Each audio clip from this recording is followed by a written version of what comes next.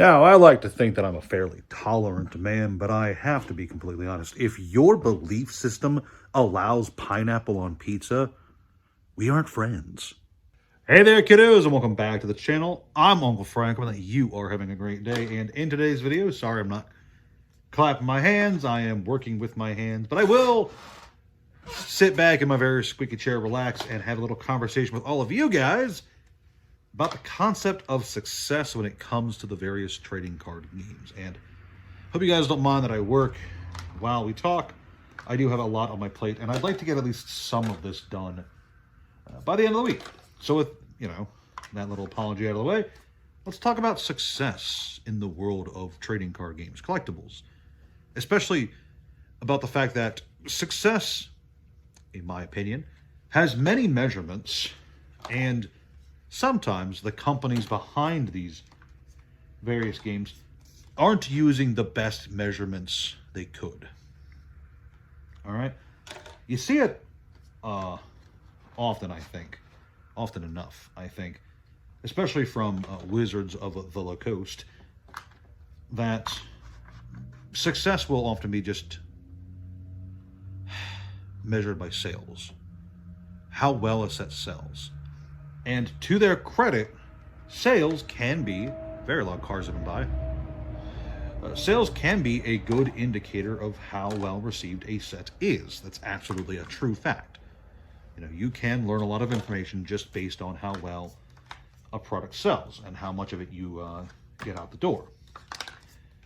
But it's important to remember that Wizards of the Coast and Nintendo or the Pokemon Company, Konami, LSS, any gaming company really, they only see one facet of the market, the primary market, the supply chain from game company to distribution to store to you. The supply chain, the stuff that they're directly involved with, is very limited, and it usually only applies to sealed products. Very rarely, in fact, do I believe these companies do single cards rather than sealed boxes or ancillary products. Do we count Secret Layers as singles cards? For all intents and purposes, I do, and it's just my personal take on it. But I know that Wizards would argue that it's a sealed product with some randomness to it because of the bonus card, but that's neither here nor there, right? My point is, they only see one aspect of the market, but there's a wider market that they don't often take into account, and that is the secondary market, which is everything else. Not just the sealed products that get sold after they leave the hands of the stores, but also all of the singles in existence, and there are a lot of singles in existence, okay? And this market data is stuff that the companies behind the games will basically rarely ever acknowledge, right? They can be aware of the secondary market, but they rarely like to talk about it because reasons, right? And more to the point, while sales, it can be a good metric, I don't believe that, in my opinion, I do not believe that sales and sales alone are a great measurement of exactly how good a set or product line is. Just because there's other, perhaps, I don't want to say that it's incorrect, but perhaps imprecise is a better way of saying it. Because, again, in my opinion, I believe retention is more important than sales, because it doesn't matter how well something sells if you don't have the customer coming back for more after the sale is over. If they buy your product and it doesn't compel them to keep coming back when the next product launches, then it's not the greatest product, again, in my opinion. Maybe you can make millions of dollars on one great set, but if no one shows up for the next set and you spent the money on the next set, that's not great.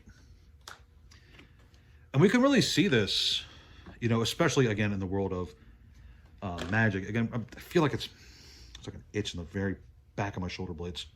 It felt great to scratch it. You can see this especially when it comes to the world of Magic, where oftentimes you'll hear about how great a set sells, how amazing it is, how wonderful it is, that it's one of the best, or if not the best selling set of all time. We saw this with Spider-Man recently, actually. Wizards came out and claimed that Spider-Man was one of the 10 best-selling sets of all time, or something like that. And that may be true. You know what? Without any evidence to the contrary, I have to take Wizards of the Coast at their word and just believe them when they say that Spider-Man. The bundle is currently $10 at Costco, by the way. Spider-Man is one of the best-selling Magic sets of all time. And you can get it for $10 for the special bundle at Costco. Just so you guys are aware.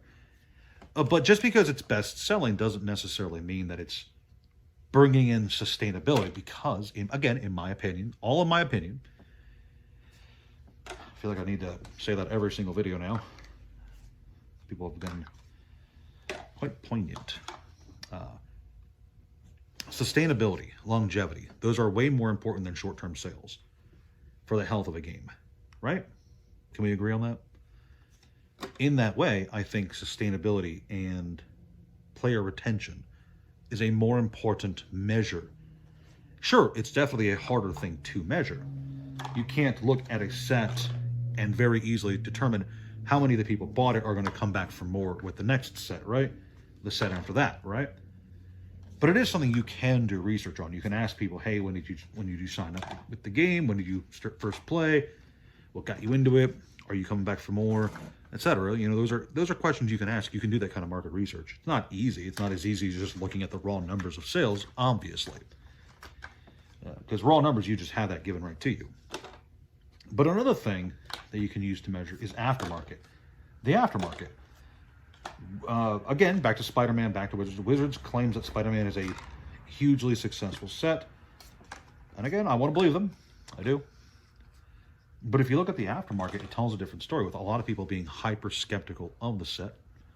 Not me. Again, I think it is probably a long-term, I think it's probably a long-term success. Right? But a lot of people don't share my opinion.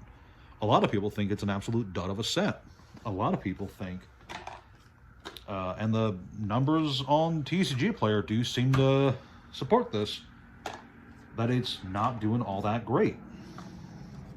Is that one of the best sets of all time? Does that mean it's one of the most amazing sets ever, and that every set should be a small set with AI art and with 30 different versions of the same character just thrown in there with a bazillion legends and a awful limited environment?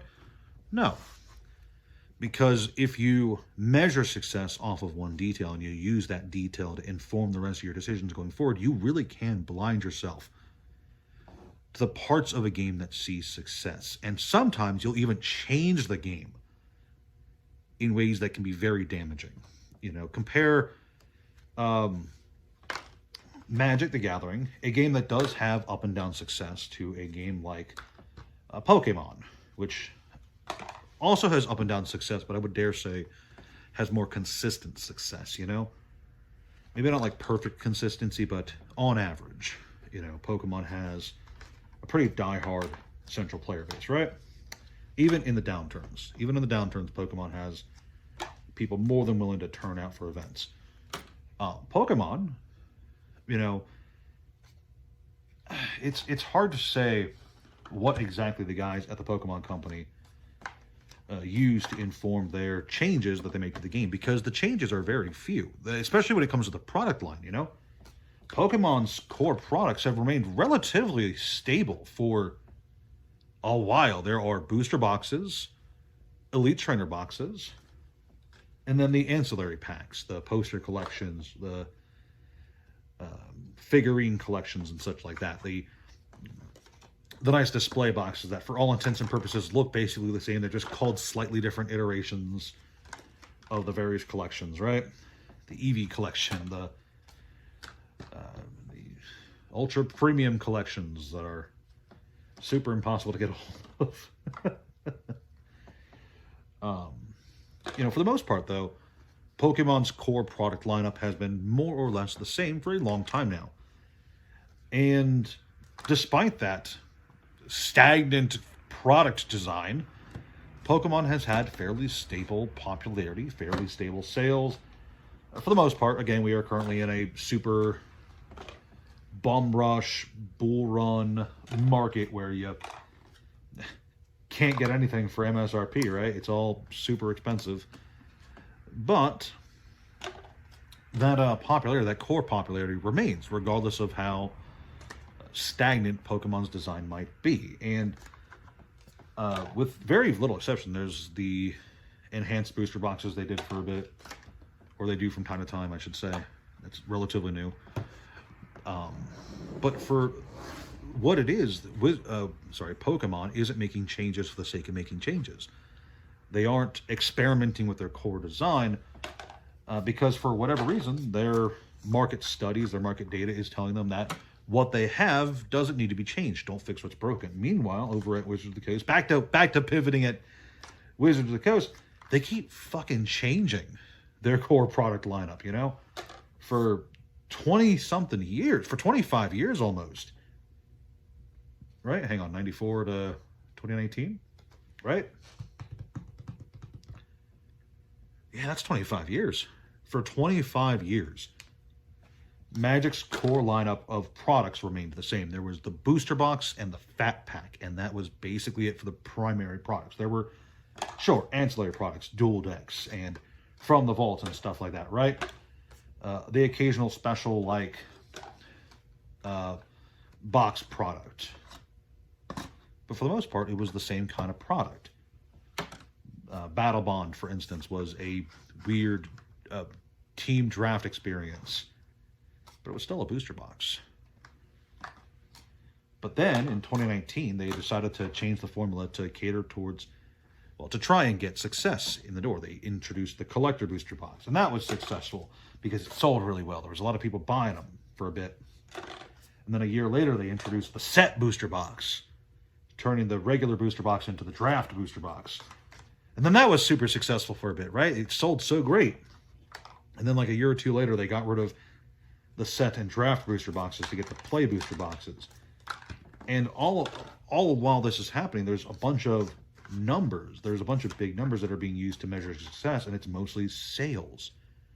They're seeing sales as the only real determiner of success. And this comes to a head when Universes Beyond boxes start selling. And they start offloading Universes Beyond boxes. This is the meat and potatoes of the conversation because Universes Beyond is on paper very successful, okay? As a product line, it cannot be denied that on paper, Universes Beyond is very successful because it brings people who would not otherwise be into Magic the Gathering into the world of Magic the Gathering by selling them cards of the characters, worlds, and events that they care about. Magic, Fallout, Warhammer, Lord of the Rings, Final Fantasy. These people come to Magic the Gathering and create these very successful products off of the backs of these IPs that they care about, love, etc. But do they stay? That, I think, is a way more important metric to look at. And from what I can find, no, they aren't staying. And in the years since this change has come to the game, sure, sets will bring in lots of new players, but those new players don't, for the most part, again, anecdotal, they don't appear to be sticking around.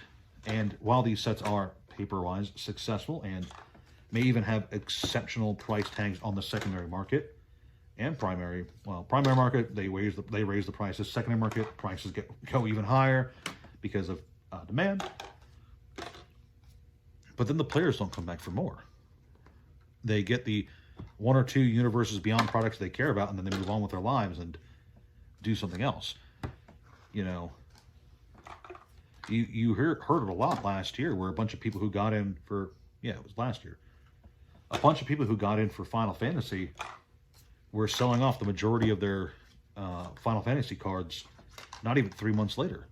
They got the cards they wanted and then sold out of the game. Oop, this was upside down.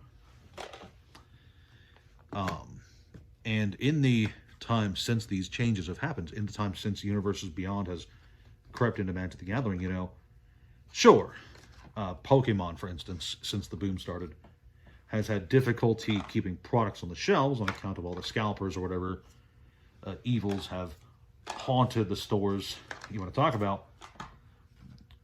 But I'd like to think that having difficulty keeping product on the shelves is a better problem to have than having difficulty firing events and having difficulty selling product.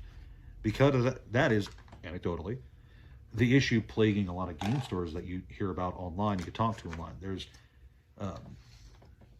been a lot of people talking, and I've seen it myself personally with just local game stores and stores online that I talk to. Hitting off like an F&M event is super difficult. Nobody wants to show up for Friday Night Magic. Nobody wants to play Standard compared to how it was back in 2018, 2019 even. In fact, some stores, because Wizards has this whole policy of trying to force you to register Standard events in order to keep all your support, a lot of stores will be really cheeky about it. They'll just hold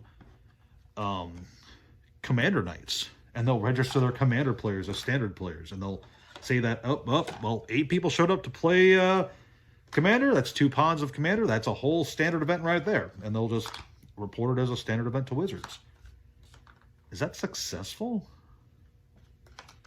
You know, being completely honest, the fact that stores have to effectively be kind of cheeky and say, yeah, sure, it was totally a Standard event because nobody wants to show up for Standard events anymore. Is that really successful? If,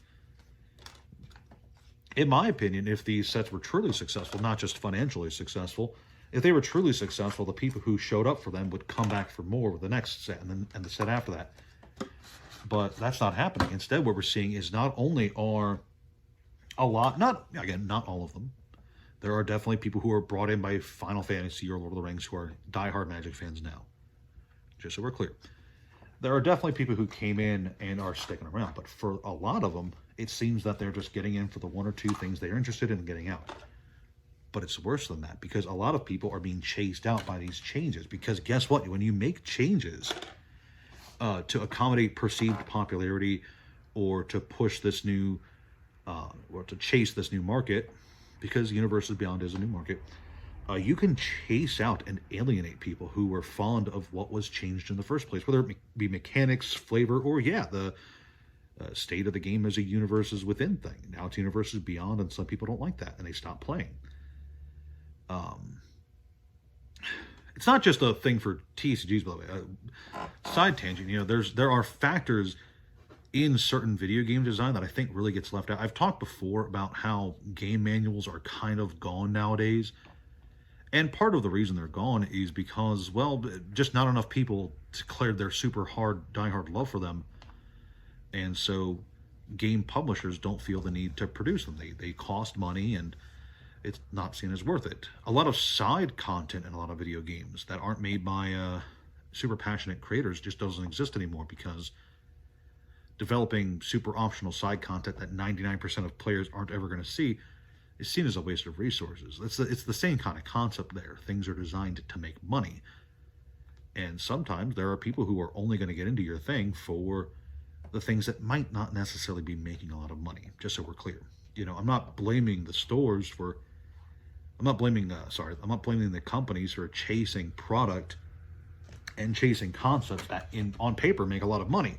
I'm just saying that money alone cannot be the only measurement of success, because in the real world, when you're looking at the vicious dynamics that are the active TCG market, the money alone that you're making isn't going to fully inform you. Oh, very loud truck zipping by. Yeah, that's a loud truck.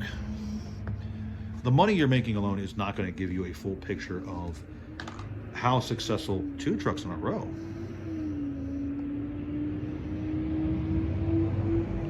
Wish I had a window over there. Oh well. It doesn't give you the full picture. That's all I'm trying to say. And I know that this video has run on for a bit, but you know, if you're a secondary market seller, if you're someone on TCG Player or eBay, you'll understand what I'm talking about. A set being really good financially doesn't necessarily mean that people are going to come back for a follow-up set. It doesn't necessarily mean people are going to buy a bunch of singles for the next set, right? It just means that that one set did good. It doesn't necessarily guarantee return customers, no matter what you try, right? And when you're looking at it, you have to take a lot of things into account to not just determine how good a set really was, because again, finance is definitely one way to analyze it, but your decisions going forward have to be informed by more than just the bottom dollar, because retention is as important, if not more so, than the bottom dollar. Because how good is a $1,000 booster box today if no one's buying the $300 booster boxes, $300 booster boxes a week from now, 2 weeks from now? How good is your collector booster box selling at what's Wizards charging MSRP, like 300 plus, something like that, 350 maybe? How good is that if nobody's buying at the play boosters for 150, right? You can make your money, but if you're losing customers as you make that money, eventually you're going to run out of customers and money. That's all I'm trying to say. Anyway, this one ran on for a bit longer than I'm used to. I got caught up in it. I'm trying to do my best to get my points across, but I've been informed several times now that I'm terrible at actually articulating my points in these videos. And I'm just, trying to get you guys to understand what I'm talking about here. So forgive me for that. Anyway, thank you guys for sticking around this long. Please like, share, and subscribe. Leave a comment down below if you agree with me or disagree with me. You guys know that I'd like reading your comments. Regardless, check out the Discord. Check out the Patreon. Thank you guys again so much for watching, and I'll see you guys next time. Ciao.